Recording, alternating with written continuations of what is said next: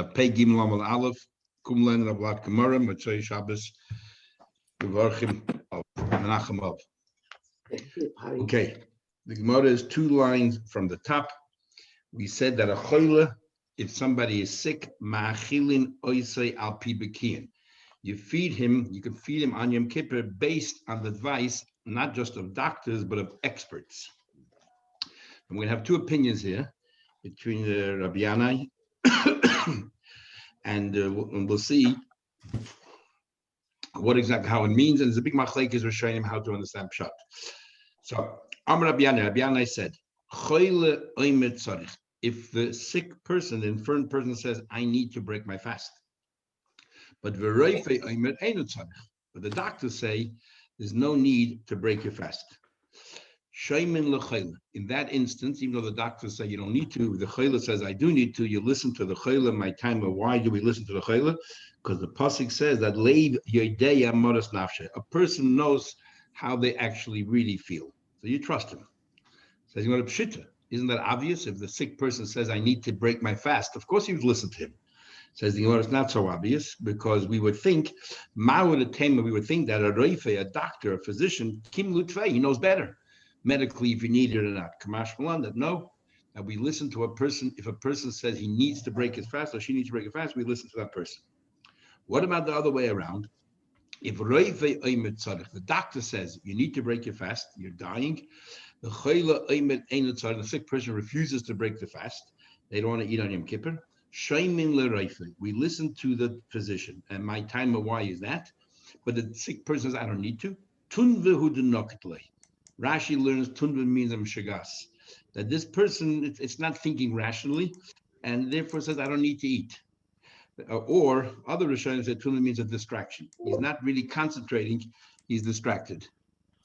Isn't that taking a bet both ways? I mean, if he's saying the person knows best, then you don't listen to the doctor. Or if he's saying the doctor knows best, then you listen but to the doctor. We said before, by Pekuach Nefesh, even a suffix, we will follow the. By even a suffix, we will follow what he called it. Lenient. The love. We're always makel. Reb Chaim Brisker once said, they once asked him why he's such a makel when it comes to breaking your fast on Yom Kippur. He said, I'm a makel. I'm an unbelievable machmer. I am machmer in the mitzvah of Pekuach Nefesh. So that's why. Okay. Does that actually mean that if someone says, I don't want to break my fast, and the doctor says you should, that you force the person to eat? It depends what the doctor says you should. If the doctor says your life is in danger, yes. If the doctor says, I think you should eat because, you might be complications, that's a different story altogether. We're talking about here, life and death situations are extremely severe.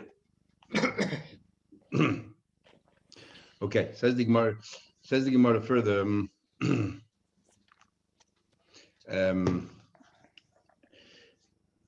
If my computer runs out because the batteries are low, I'm going to swap to something else. It might be a hiatus of 30 seconds. Okay, let's continue. Says the Gemara. Tanan, we learned in our Mishnah, if a sick person says, Ma'achilin oisei alpi beki, and our Mishnah says that a sick person we feed based on advice from doctors, and says it in plural. So it seems we have 2 questions, Rabbi Yanai. First of all, it says alpi bekiyin in alpi atmila. First of all, it says clearly we follow advice of doctors. We don't listen to the patient. Number 1. And number 2, even doctors alpi bekiyin, plural 2 in alpi boki echeloi. One doctor is not enough. That's insufficient to tell us to break the fast on Yom Kippur. How is Rabbi Yanai going to deal with that? Says our Mishnah is talking about a case the amar loy tzirichna. Our Mishnah is about a case where the patient says I don't want to eat. So then you need the advice. That's why we're listening to the doctor against him. So the Gemara says, "V'lis belay al pibaki." So the Chayda, why does the Mishnah say that you have to have 2? Why don't we just give him 1? You said, Rabbi Yanai said that if a doctor says you have to eat, we'll listen to the doctor. So why is our Mishnah saying you need 2 doctors? No, we need the case the ika acharini bahadei. He's not the only person that says I don't need to eat. There's a doctor that supports him and says he doesn't need to eat. So it's 2 would say no. 1 says yes, you would listen to the 1. Therefore, machilun oisei al bipkin. So therefore, we need two doctors to say that he needs to eat. So it's 2 against 2. Says the Gemara again, Pshita, isn't that obvious? Safik nefashasu. Again, we're in doubt. The Safik nefashal we're always lenient. We're talking about a case. The Chiddush in our Mishnah is there were 3 people now. The sick person, 2 doctors say that he doesn't have to break his fast. And now the Mishnah says you have 2 doctors that say you do, and there's a Chiddush. Because you might think we should follow the majority opinions. You have 2 doctors and the patient, that's 3 people versus 2 doctors here. And the Chiddush is, no, you listen to the doctor. Now, why is that a Chiddush? Because the Amr of Safra said, today can make it. According to Jewish law, if 2 witnesses say that something happened and 100 witnesses say it did not happen, it's still they cancel each other out. Because today can there's no difference between 2 or 5 or 10. Hani mililiniated when it comes to testimony, as we'll learn in the Gemara and Babas. Avalinian umdana when it comes to assessing something, Bosadeus says when it comes to assessing, let's say the value of a property, we go after the majority opinion. Is Vahani mililinian umdana when it comes to assessing the value of a property, we'll follow the majority opinion. Aval hocha safik nefashos. So here we're coming to assess a person's life, and therefore the Chiddush Mishnah is we don't say that we should follow the 3 versus the 2. We don't say that, and we're gonna, even though it's an assessment, and Reb Safra says assessment generally follow majority opinion. In this case, we're gonna follow the 2. Says the Gemara of Hamidiktani Seifa. It says in the Seifa, V'im ein sham b'ki machin loisa pi'atzma. It says in the Seifa, and if there are no experts there, machilin oise al pi'atzma, that he eats based on himself. In other words, he's saying I need to eat. We'll rely on his opinion. Until now, also he was saying he had to, and we're learning. The Mishnah hasn't changed. He always insisted he needs to eat. We have doctors, let's listen to the doctors. There are no doctors available, but listen to him. And you just said that if he says I need to eat, we don't care what the doctors say. We listen to him. It says there are actually a couple of words missing in the Mishnah. And this is how you should learn. When it is said, I don't need to, and I don't need to. Ani. When do we say he said I don't need to? Then we listen to the doctor's advice. If the patient himself says I need to, then we don't care what the doctor says. It's as if there are no doctors there, because if the patient insists that has to eat today, if there's no 2 people, there's only one. According to Rabbi Yana, if 2 doctors say that he shouldn't have to eat, then you don't. But if one doctor doesn't have to eat, he says I do. You listen to him. Then he basically eats. So according to Rabbi Yana,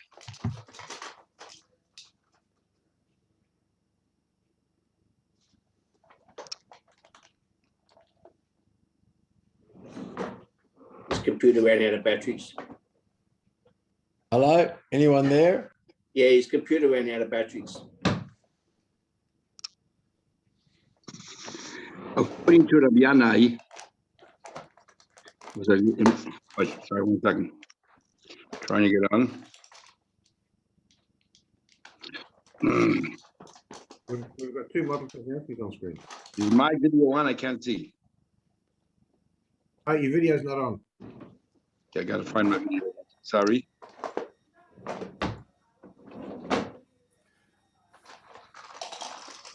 So the top right-hand corner or the bottom, or down the bottom? Michael, you've muted yourself. On my phone, it's not there. So I'm gonna get out and start again.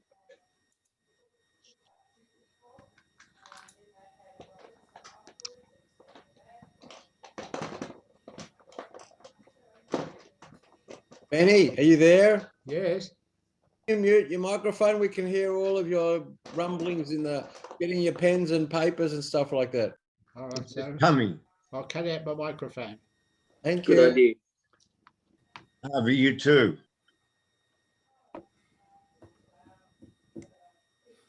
Well done. Okay. Sorry for that.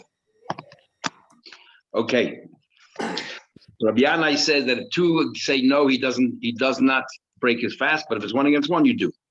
comes along Mar Baravashi, Mar Baravashi says, Kol heicha da amar tzarich. I totally disagree with Yanai. If the patient says that I need to break my fast, afili ikameya, forget about 2, even 100 experts, the Amri that insists that loy tzarich, there's no need for it, ledidei shamin, and we listen to the patient himself, shenemar, it says, leiv yodei amoras nafshay. A person knows his own situation. Okay, so Gemara said, Tanan, we learned in our mission, it says, Im ein sham bikini. If there were no doctors there, then machilin oisei alpi atzmi. It seems from the mission that the only time we listen to the patient's opinion is if there are no experts around. Taima the leka bikini. It's only talking about there were no experts. Ha'ika bikini. It sounds like from the mission we can infer what happens if there were experts around. We don't listen to the patient, listen to the experts. Hachikamas. He said, no, this is what it means. When is this said? He says, he says, I don't have, all this is talking about where the patient personally says, I don't feel I have to break my fast. So then we look at the expert's advice. But if he says, look, I do need to break my fast, then ain sham bikilin klal. It's as if there are no doctors there at all. We only listen to the patient. It says, person knows his true self. In halacha, there's a big machlekes if the halacha is like Mar Baravashi. So interesting, you have, like Tosa says, the halacha is always like Mar Baravashi, except in 2 instances. Then there's an argument what those 2 instances are. And then you have Rab Hai Goyen that says the halacha is never like Rabashi, except in those 2 instances. So there's machlekes in halacha and Yom Kippur as well. If the patient says, I need to eat, and doctors say you don't, what we do. But halacha is we listen to the patient. Says the Mishnah further. So, Mottel, we don't need the doctor's opinion in that case. If we follow Mar, if the patient says, I feel like I'm dying, we're talking about here a life and death situation, not a guy's hungry or, it has a headache. That's what we're talking about. We're talking about a question of life and death. Is it life and death, or is it if you fast, you're going to have kidney troubles for the rest of your life or something like that? Not life and death. But that's something you have to ask a Rav what you do. And then you talk about eating less than the shear and all that kind of stuff. Here we're talking about open slather. Just go ahead and eat. No limitations. And are we talking about him dying on Yom Kippur? Like Mamish, if he doesn't eat this stuff now, he's dead in 5-10 minutes. Not at all. But that this is going to cause you to die. Actually, we're going to learn in Gemara later or tomorrow. If they say you're not going to die this Shabbos, like same thing Chil Shabbos, not this Shabbos, but you can die next Shabbos, a few Shabbos down the track. Same thing. If this is going to bring death upon you, it doesn't matter if it's today or in a week or 2 weeks. So, and then we're allowed to. That's not the problem. I mean, the problem really is when a person's too from and they say, I'm not eating anything on Yom Kippur, and a doctor says you have to eat. Yeah, that is a problem. And I've actually experienced that a couple of times. But you know something? In most of those times it happened that it was all the way around. That the patient felt that the person felt that they're not going to make it through Yom Kippur. And they were very, very worried. And I gave them all the rules, what they can do if they need to eat. And the fact that they knew that if they needed to and they were desperate, they could, prevented them from having to eat. They actually went through the whole, they sailed through the Kippur. So it works both ways. A lot of it is psychological. That's exactly what we had in the Gemara where it says, Exactly. Okay, next mission. Somebody has a sickness called bulmus, which is basically something to do with not eating with the starvation. And it causes and one of the symptoms are that your eyesight becomes very, very weak. And you're talking about here a life situation, a life and death situation. So there's the Mishnah. If somebody sees with this particular sickness, you can feed him to eat. I feel what into me, even things which are not kosher, because it's a life and death. Because the symptom is that he has weak eyesight. If suddenly he gets his eyesight back, it's restored, then he knows that the sickness, the threat of that sickness is gone. Next example, Mishnah was bitten by a mad dog. We can have rabies or worse. So even though you're allowed to do things and Chil Shabbat, whatever else to be done, but don't give him to eat from parts of the liver on Shabbos, let's say part which is not kosher, because we don't believe that it's effective. So therefore, if it's not kosher, don't give it to him. Ramasya Ben Cheder says, I believe it is effective, and Matir permits. No, everyone holds it affects a certain extent. The Rabban are not convinced that it's that effective to allow to eat something which is not kosher. And Matir Cheder's felt it is. Is it something that's not kosher, or is it particularly the liver? We're talking about not kosher, an example. But that liver happens to be the antidote, or people, was people's medicine. They thought that it's some kind of an antidote. And they're arguing here is whether it's enough reason to rely on it to be able to eat it, even though it's not kosher. Again, we're talking about life and death situations, but it has to be, even the life and death situation, it has to be something that is sound, that that is a good chance that it's going to cure the person. But stam to eat reif, of course not. Mechatzer kaved shelo. What does that mean? Talking from the dog? Is it what is shelo? Yeah, it's supposed to be just like isn't it by rabies? You take it by a snake, you take the venom from the snake, and you make some kind of a medicine out of it. So the same thing, if you can trap that dog that gave you the rabies, they say that if you take the liver of that very dog, it's supposed to be some kind of a cure. And the Rabban don't say it's not a cure. They're just saying there's not enough evidence that it is, or that it's sufficient to be able to allow you to eat something which is not kosher. And again, for life and death situations, if we have something sound, we would go ahead and. But they're saying on Yom Kippur you can feed him the liver of a calf. We're not talking about Yom Kippur now. Kosher. We're not talking about Yom Kippur. Forget Yom Kippur now. We're talking about generally.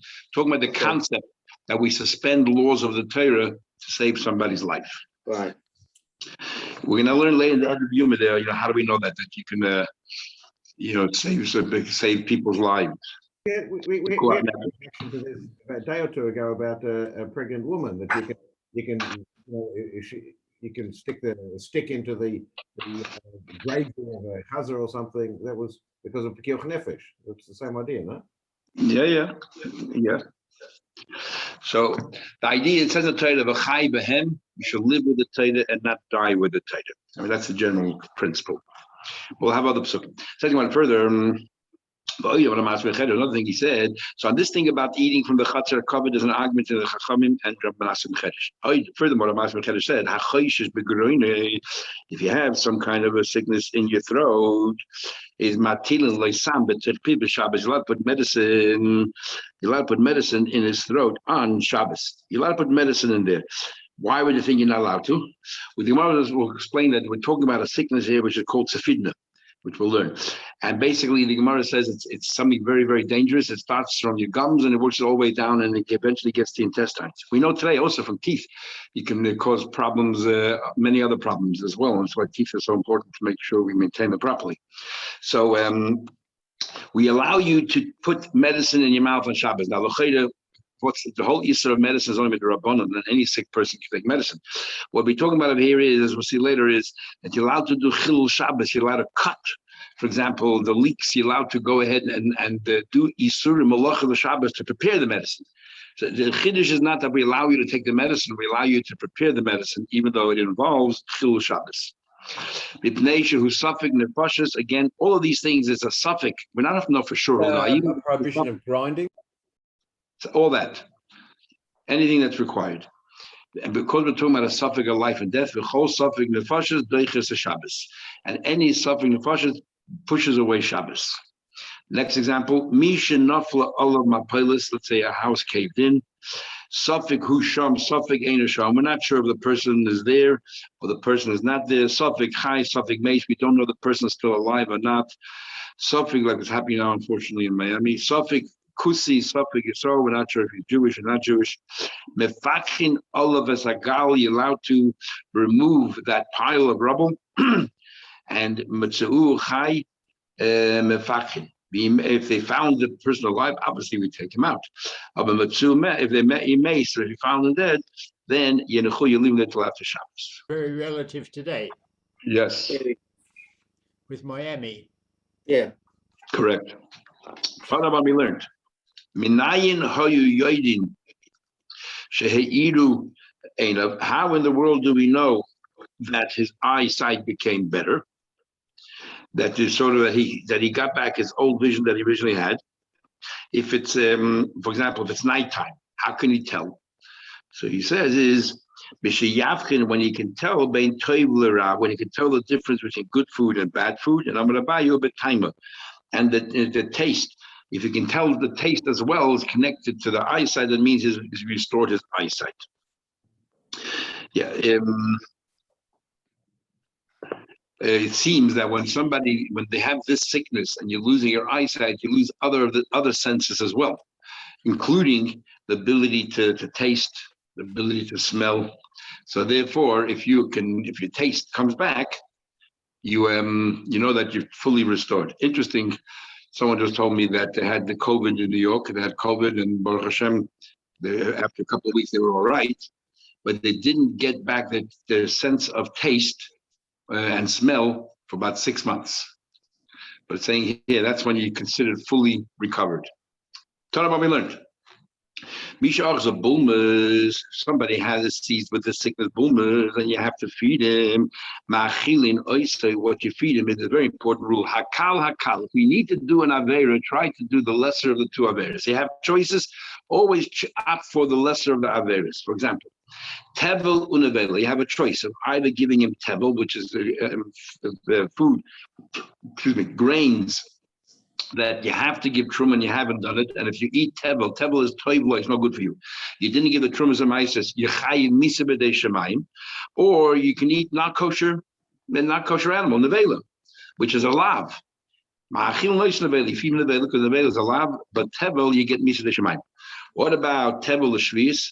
You have options of eating tevel or eating shmita, which is past the due by date, is past the year of shmita, which according to some you have to destroy, or you have to make hefker.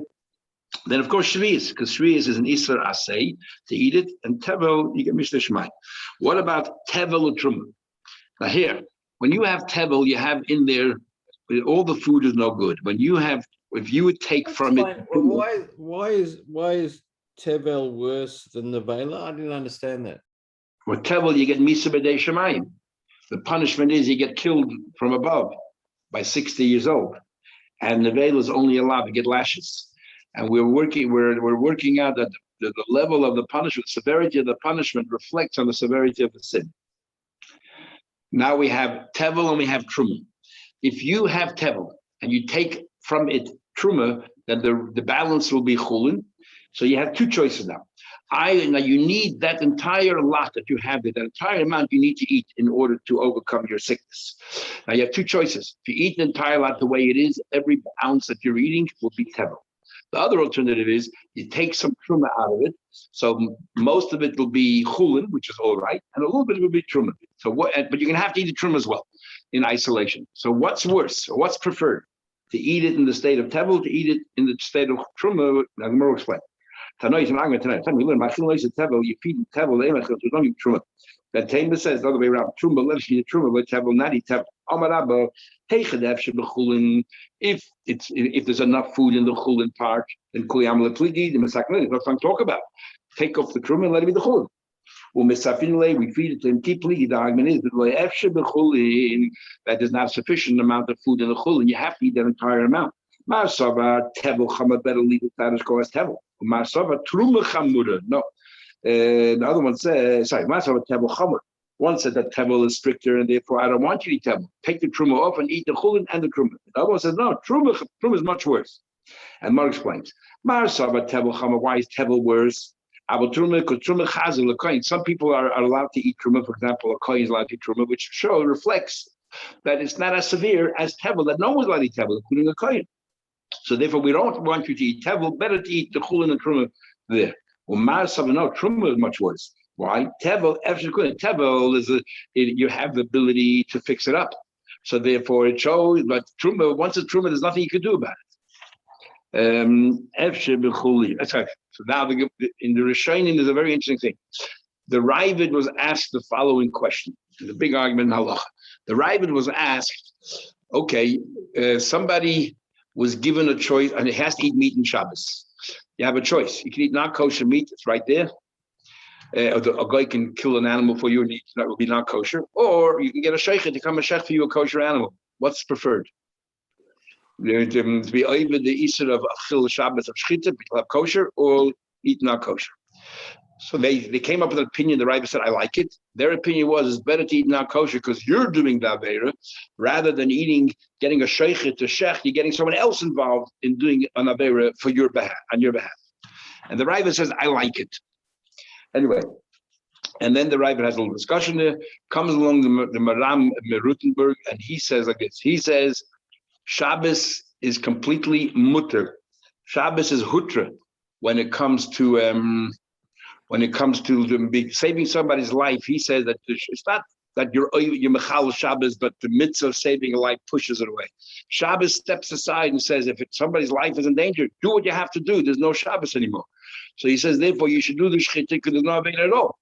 On the other hand, when it comes to the avela, it's still treif. So better to eat v'shechna Shabbos. The Ran comes along and says that even though this is the most famous shot, it's the most difficult to understand. The Ran comes along and says, of course you should shech rather than eat treif. And why is that? Because when you shech, there's one avera, it's over. When you eat treif, every bite that you chew and you swallow, you're committing another aveda. So you could be doing 30 avedas. So even though it's maybe less severe, it's allowed, but you're doing it 30 times. Versus if somebody shechs, they only do it once. That's what the Ran says. The problem with the Ran shot, and I have never seen a good answer, is the Gemara we just learned. The Gemara has an opinion that says it's better to eat the tevel than to eat the truma. Now the question is very simple. When you follow the opinion that you eat the truma, let's say you have 100 parts of the agriculture, so you have 98 parts are going to be chulin, 2 parts are going to be truma. Versus if it remains tevel, you can eat 100 parts of tevel. So what's the question? According to the Ran, if you're going to do an avera 100 times versus you do a more severe avera 2, of course you do the more severe avera 2. Why is there even an argument here? So therefore, it seems a bit problematic. Anyway, let's continue the Gemara. It says the Gemara, Efshe bechulin. Rabba said that if it's possible to eat chulin, that's sufficient. Then go ahead and eat chulin. So the Gemara, Rabba has to say that. Of course, nobody argues. Everyone says eat the chulin. What's he trying to tell us? The Gemara, like, no, we're talking about a case b'Shabbos. Talking about Shabbos, and Shabbos you're not allowed to set aside truma. And the thing is, nevertheless, it's a lesser of all the evils. Set aside the truma so that you can have chulin. You didn't eat the rabbanon. Says the Gemara. One second. Nami pshita. Tiltul midrabbananu. The whole idea of not setting aside truma and Shabbos is tiltul, moving it about, and that's only midrabbanan. Now that's a bit problematic. What exactly means by tiltul? Something to do with muktzah. Rashi says in the Gemara it's mesaken manu or makabepatis. You're completing an item, right? But because it's spiritual, it's not mahatrayt, it's only midrabban. Others say, the Rav Neza says that it's boira, like you just said. That it's like, it's not mahatrayt, it's not really boira. Again, it's only spiritual, it's only midrabban. So maybe tiltul means the act. Tiltul is not the avera, but tiltul means what you're doing is you're setting aside, you're moving the truma away from the chulin. What exactly is the avera? The Gemara is not saying. But the bottom line is, whatever the Isser is, it's only midrabbanan. And of course, since we're talking about pekuach nefesh, of course, do the Isser Rabbanan so that you avoid doing an Isser Deraisa. What's the question? We're talking about a case here, there's no Isser Deraisa involved at all. We're talking about a case, but it's a potted plant that has no holes, and therefore it's not really getting any nurturing from the ground. So mahatayda, there's no truma mice or anything else, it's only midrabbanan. So the question is, should we allow you to do one Isser Derabanan, setting aside the truma Derabanan, to avoid another Isser Derabanan, eating tevel midrabbanan? And that is the chiddush of Rabbah. That yes, we will tell you, go ahead and do the Isser Derabanan of truma so that you should avoid the Isser tevel midrabbanan. Mar Savar, one of them holds tevel chamaz chamurim. Yeah. So we're talking about Otzin Nokashay Derabanan, and so this we're talking about. They both agree. They both say you should be over the Isser Derabanan of giving truma. And the question is, which one should you do? Is it better to eat the tevel, or is it better to do truma? They're not worried about the Isser of truma of Shabbos. They're more worried about which is worse, tevel or eating truma. Says he, well, let us say that in fact, that this is what Rabbi said, that if you can make chulin, you should fix it up. And we push away the Isser Derabanan of setting aside truma on Shabbos before you eat tevel. Maybe there's an argument tonight about this. What is it? The time we learn. A snake bit you. You call a doctor, even though he lives far away, has to walk from Shabbos, you can summon him. You're allowed to rip up a hand to put on the wound, because that's somehow another antidote for it. The guys is lays a creation. You're allowed to cut out a leak from the ground. And you feed it to him. And you don't have to give mice divrei Rebbe. You don't have to give mice because the person is sick. Until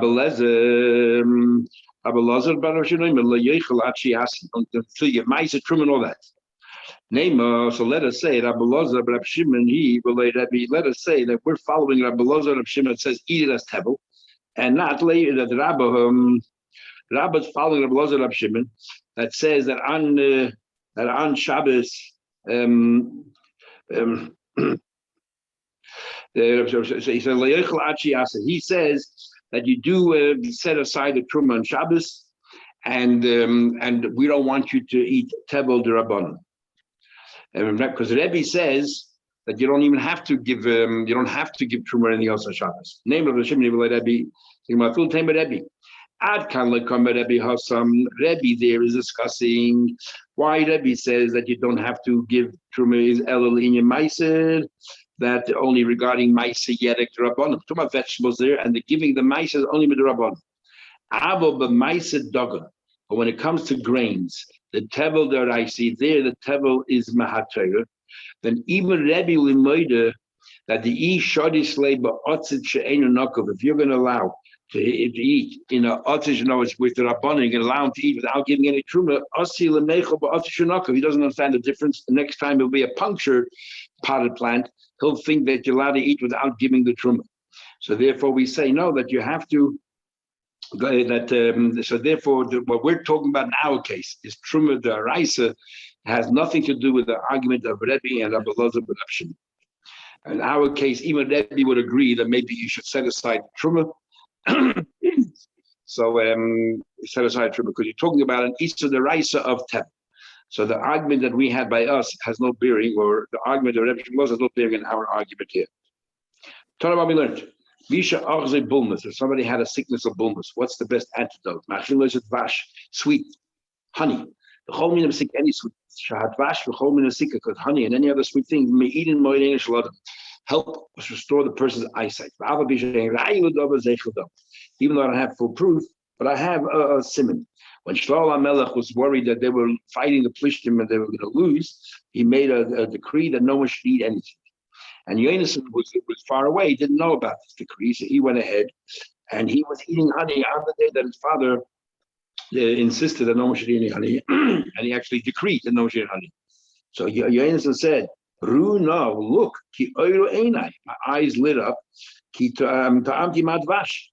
I ate a little bit of honey. So we see from here that honey restores eyesight. Says the Gemara, why isn't it a good proof? For my alpha pisha and ayadavar. So Gemara said the Hassan lab bulmus. He didn't have that sickness of bulmus, which is very severe and very serious. He just, maybe he was tired, so it restored his strength and his vigor. We don't know that a person who had bulmus would actually works. When you would say that honey is a perfect antidote for a normal meal, actually honey makes it worse, makes it hungry. See, it says a pasuk, that this person found David HaMelech. They found this mitzvah in the field. They brought it to David HaMelech to hear the reports, to hear the news. First they fed him, they gave bread. And they gave drink water. And only afterwards, only afterwards they gave him pressed dates, and they gave him these raisins. Why did it only afterwards? Because first, the sweet things only helps after you had your meal. And it said, then his spirit came back to him. They eat for 3 days and 3 nights, which shows that you have to first eat before the honey can have its effect. Says the Gemara further.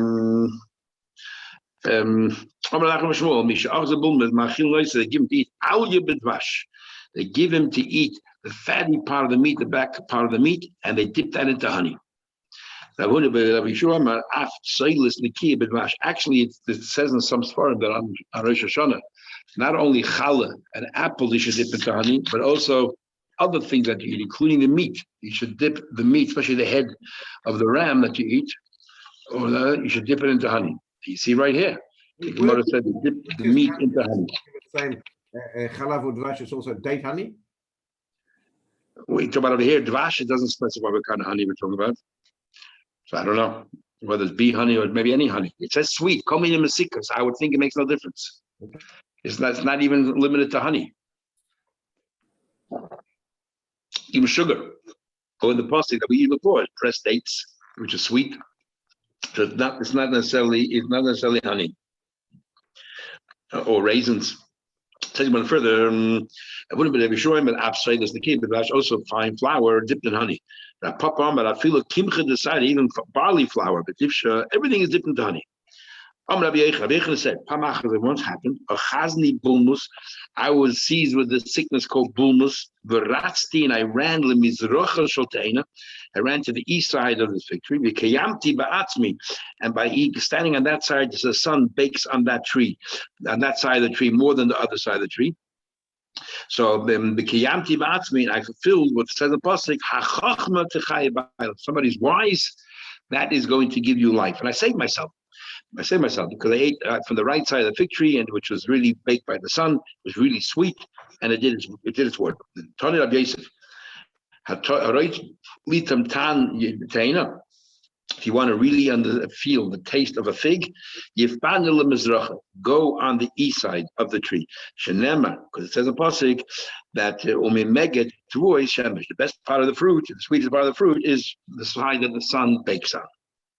Rabbi Yehuda v'Rabbi Yosi have a ka'azli be'urcha. Rabbi Yehuda and Yosi were once traveling. Achzei bulmus. They were seized with the sickness bulmus. Obviously, quite rampant in those days. Rabbi Yehuda, kapchei leroya. He grabbed a hold of this shepherd and achliv took away his lunch, ate up his bread. He took his amalei Rabbi Yosi kipachdes haroya. What chutzpah do you have taking from this roya? And the Achreim already talk about you're not allowed to steal to save yourself. We'll have a Gemara how kindness in there where it says you're not allowed to take someone else's money to save yourself. But obviously he intended to repay him, or maybe he gave him the money on the spot. He just took his food. We'll see. No, we will see the Gemara in Hakainis. Wait till we get there. And have samach on days on the bottom there. Kimatu lemasa, when they came into town, arze bulmus. Rabbi Yosi, this time Rabbi Yosi became sick from this bulmus. So the people in the town saw what happened there. They gave him, they surrounded him. Everyone in town came, brought him the honey, and Boli, he swallowed it, and he ate it all up. Look at the difference me and you.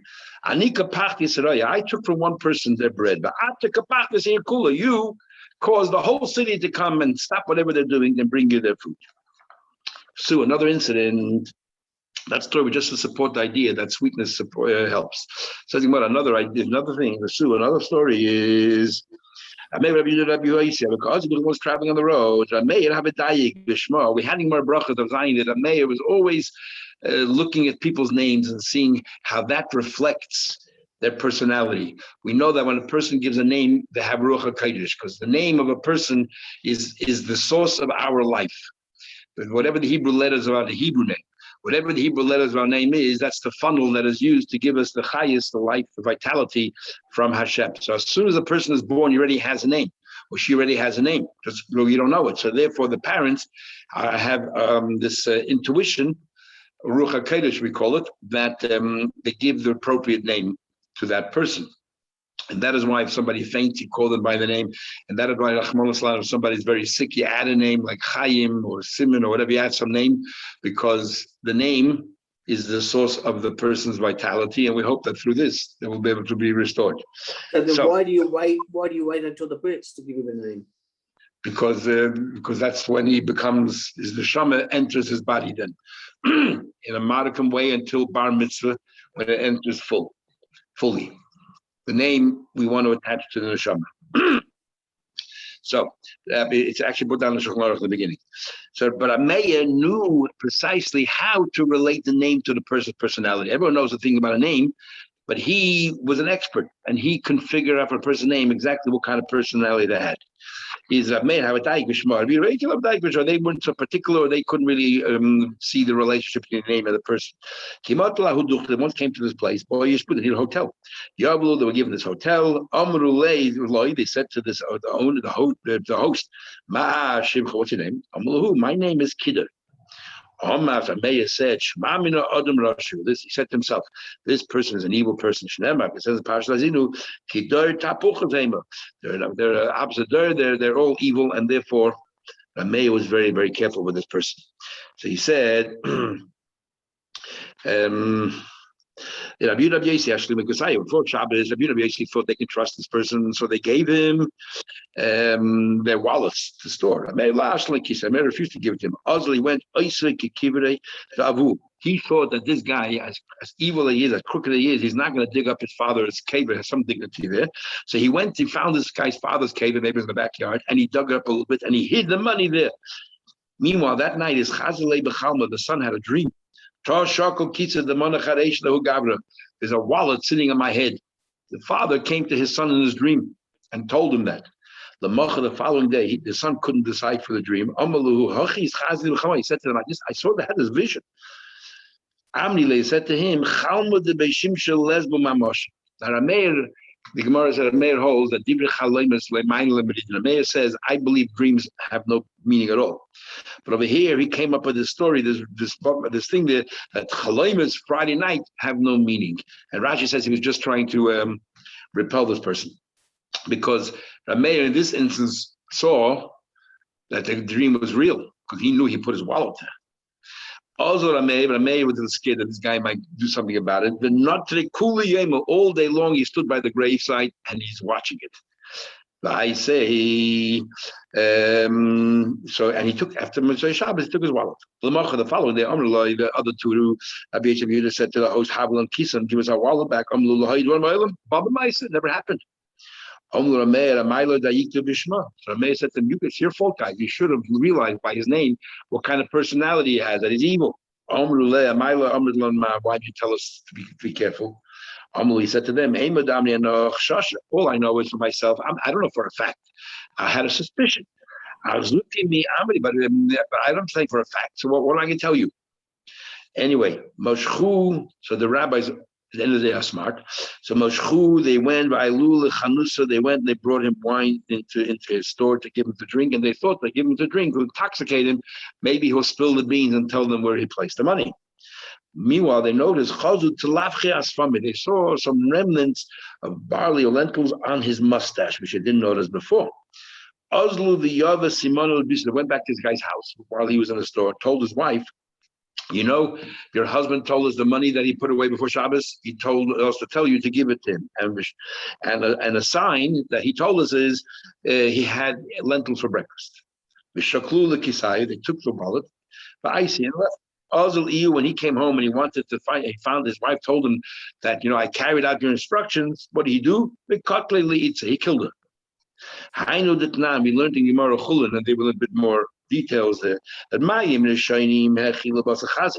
when there was a gzeira that no one was allowed to have kosher, whatever it is, so they had these clandestine restaurants where if a guy walked in, they would feed them chazan, because generally Yid shouldn't deal in chazan. But if a Yid walked in, they would give them kosher. And how did they know who was a Yid, who was a guy? So they knew it because they would wash their hands for bread. Then they knew they were a Yid. If they didn't wash their hands, they knew they were a guy. And this person walked in, didn't wash his hands, they fed him chazan. And so we see, because Mayim Nishainim, they gave this person chazan. The Shach already in Simei Rezayin Tessin, there's a whole discussion. Why couldn't you tell who was a Yid from his yarmulke, his tzitzis? So there's a discussion if if you have to wear Jewish clothes, or you don't have to wear Jewish clothes then, because it says in the time of Shmad, even the shoelace we shouldn't change. And it's a long discussion in the Shach. Mayim Achareinim, but when it comes to Mayim Achareinim that you wash right before benching, Hargus and Nefesh caused a woman to be killed. Later on, if you realize how important it is to listen to a person's name, and the name reflects the person's personality. And the Gemara brings a story. They once came to a house, the Shmei Bola. They once came to a house where the host over there, his name was Bola. I look up there, priest to go in. Amri, because they said Shema Min Rashu, a name like Bola definitely is a Russian. Why? The Chesiv says La Bola. He says La Bola Neufim. He says that those people that they were tired and everything else. You know why they're so tired? Because Neufim, they're all promiscuous and commit adultery. How do I know that? The word Bala means that. Sarah said, Achri Baloisi, she said about herself. Achri Baloisi, Edna. In other words, after I lost my, I got older and everything else, lost my interest. Suddenly I'm going to be able to have children. So therefore, they learned from Meir's incident there that they should be more careful and they should listen to people's names. Says more further, if somebody's bitten by a snake. Can I just ask about this Maisa we just had? Yeah. We said that the woman was killed because of Mayim Achronim. Is that because her husband had simonim of his food on his mustache? If he would have washed Mayim Achronim, he wouldn't have it on his mustache? Exactly. Exactly. The guy a yid? I thought we were talking about a guy. Why are we talking about a guy? The host was a yid. But his name was what do you know what his name is? But they his name was Kader or Kidder. So the guy's a ganav and a murderer, and we're worried that he doesn't wash Mayim Achronim. Okay. Well, you know how it is. A ganav while they're stealing your davos today, they're still help me. Yeah. And we're going to have more about Bas. Remember the second parak that Roiv Ganva Yisrael. And most Ganavim are Yidden. Anyway, says the Gemara further. Misha Nashchi Kelev Shaitel. He bitten by a mad dog. Now 5 things said to describe a mad dog. I guess to know, to avoid them. Piv Pesuach, his mouth is always open. Vedida night, his saliva constantly running down. But and Seruches, and his ears are hanging down. There's a nova munach al yakois. He never picks up his tail; it's always just lying there on the side of his legs. And he can't really walk in the middle of the road; he's walking on the side. You can't hear it. So, what causes a mad dog to be a mad dog? Rav Oman Noshim Kashfonius, these sorcerers, these witches. Mesach by used it as a guinea pig to test their magic, and therefore that's the result. Shmuel says Ruach Ra Shoida Allah. Shmuel says that that there is some kind of an evil spirit lying on this dog. My benai, what's the difference? Which one it is? Ika benai. The difference is lemik teleu, how you should kill the dog. If it's a bedaber hanizrik, should you throw something at it? Can you go closer and touch the dog? If it's because there's an evil spirit on the dog, you should not get too close to the dog because the evil spirit can transfer from the dog onto you. But if it's pure magic, you can go ahead and you can just destroy the dog physically. And Tanya, we talk to learn Kavasish when we learn like Shmuel, when you kill this dog, you should, when you want to kill a dog, throw something there that you kill a dog. Then it says the chayibe. But if somebody, for example, you rubbed against this dog, mistaken, you endangered your life, and the nochis leg, if you actually were bitten by it, mayis, you will die. Says the Gemara, just a couple more lines. The chayibe mistaken. If you rub against a dog, you're endangering your life. Maita kante. So what is it? What's the antidote? If you rubbed against the dog, so what you should do is nishlech mane, strip your clothes off you, venid it, and just run. Remember, it's on your clothes. You rubbed against the animal, so just strip your clothes. It happened. Rabbi Yehuda ben Yeshua was one time was rubbed against one of these dogs in the street. He removed his clothes, and he ran. And Amar, he said, I fulfilled what it says. That if somebody's smart, it gives them